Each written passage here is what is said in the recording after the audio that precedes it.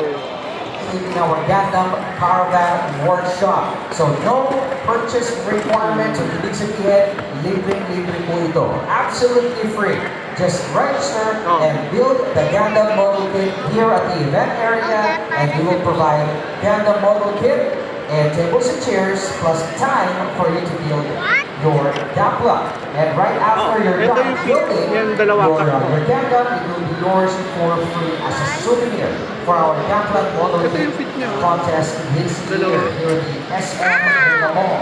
So to all our shoppers, we would like to invite you and even inform your families and friends to drop by here at our Gunpla model kit contest, because we will be here until July 18. And today is the final Alam niya yung ginagawa niya. for the participants to submit their entries until 9:01 p.m. So to all our participants, good luck.